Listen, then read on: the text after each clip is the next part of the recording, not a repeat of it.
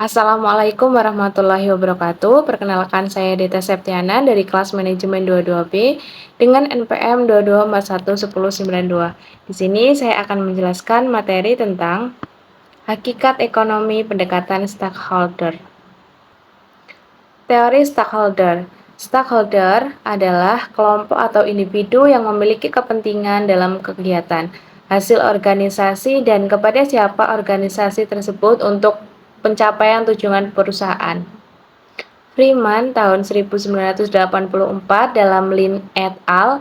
Tahun 2018, teori stakeholder adalah perusahaan bukanlah entitas yang hanya beroperasi untuk kepentingannya sendiri, namun harus memberikan manfaat bagi para stakeholder, pemegang saham, kreditor, konsumen, supplier, pemerintah, masyarakat, dan pihak lainnya.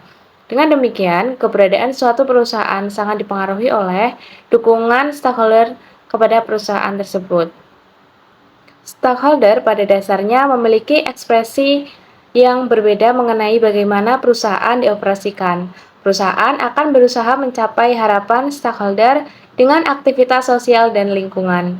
Suatu perusahaan dapat mengelola pemangku kepentingan dengan baik agar mendapatkan imbalan baik secara finansial. Oleh karena itu, power stakeholder ditentukan oleh besar kecilnya power yang dimiliki stakeholder. Teori ini menyatakan bahwa kesuksesan dan hidup matinya suatu perusahaan sangat tergantung pada kemampuannya menyeimbangkan beragam kepentingan dari para stakeholder atau pemangku kepentingan. Jika mampu, maka perusahaan akan meraih dukungan yang berkelanjutan dan menikmati pertumbuhan pangsa pasar, penjualan, dan laba. Perspektif teori ini menjelaskan masyarakat dan lingkungan merupakan stakeholder inti perusahaan yang harus diperhatikan. Selanjutnya ada teori sinyal. Menurut Purnamasari dan Junardi, isyarat atau sinyal merupakan suatu tindakan yang diambil perusahaan dalam memberikan petunjuk kepada investor tentang bagaimana manajemen menilai prospek perusahaan. Sinyal ini berupa informasi mengenai apa yang dilakukan oleh manajemen untuk merealisasikan keinginan pemilik. Apapun informasi yang terjadi dari kondisi saham suatu perusahaan adalah selalu memberi efek bagi keputusan investasi sebagai pihak yang menangkap sinyal tersebut.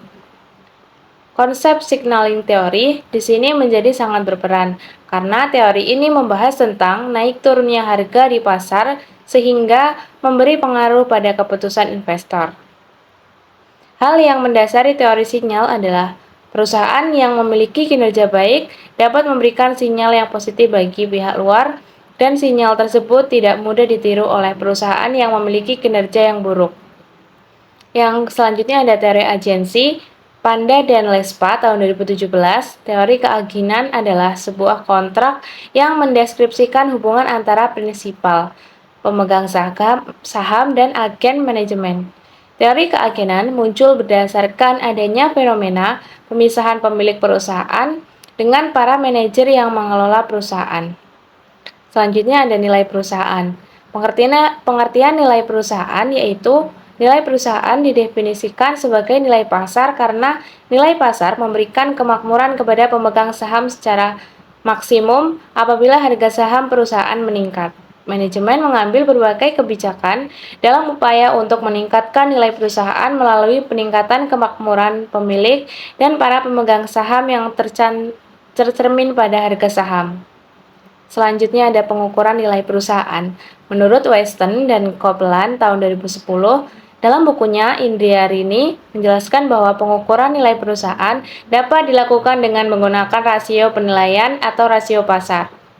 Rasio penilaian merupakan ukuran kinerja yang paling menyeluruh untuk suatu perusahaan yang terdiri dari pricing-earning ratio adalah perbandingan antara harga saham perusahaan dengan earning per share dalam saham. Semakin besar PER, maka semakin besar pula kemungkinan perusahaan untuk tumbuh sehingga dapat meningkatkan nilai perusahaan. Yang kedua ada price book value. Price book value yaitu menggambarkan seberapa besar pasar menghargai nilai buku saham suatu perusahaan.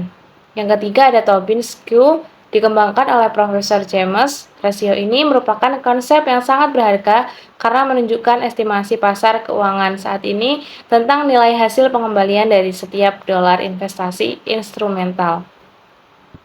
Mungkin itu saja yang dapat saya sampaikan. Semoga bermanfaat. Terima kasih.